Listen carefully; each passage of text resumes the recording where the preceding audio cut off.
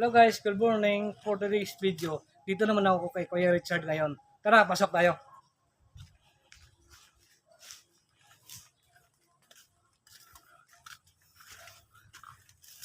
Ito yung bahay, yung kwarto ni Kuya Richard, higaan niya.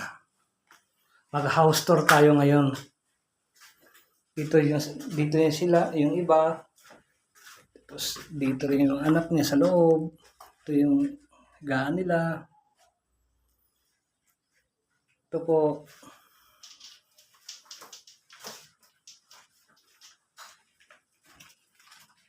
Tapos ito yung lutuan nila. Tapos dito tayo sa taas. Dito si Kuya Richard.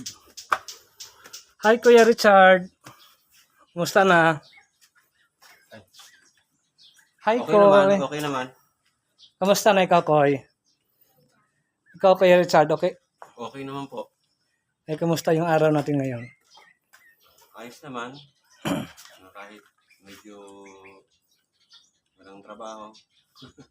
Na pag ano naman, yung bibenta ng kahoy, o kaya extra dyan sa paggawa ng ano, ng buhos. Yun lang ginagawa namin. Pumalpak pa nga kahapon eh. Lumuwa yung buhos eh, no? Kikoy, no? Inulit namin eh. Dahil yung pagkakapako nung ano eh, hindi matibay. Bumigay kahapon. Imbis na tapos na eh, parang nag-overtime pa tuloy. O sige, ikaw, anong sasabihin mo? Ikaw Koy, kamusta Koy? Ano sasabihin mo Koy? Hindi mo namimiss si mama mo? Bakit na naman?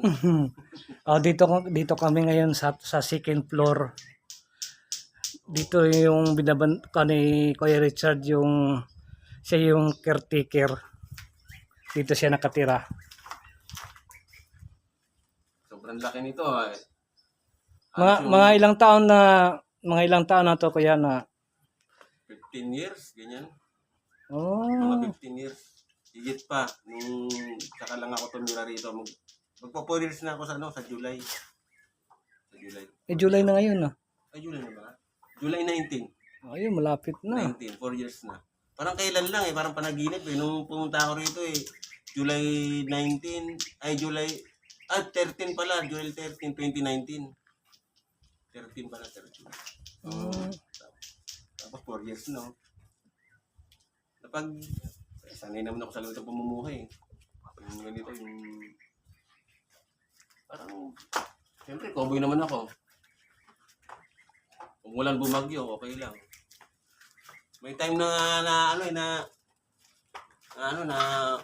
wala kaming makain, pero okay naman. Nakaka-survive pa rin. At ito kaya para sa iyo Kuya, may munting bibigay po ako. Makakaya naman po. Sige, okay lang. Sige kayo. Sabihin kay uncle mo. Okay lang. Maraming pong salamat sa mga supporters. Pagpalain po kayo.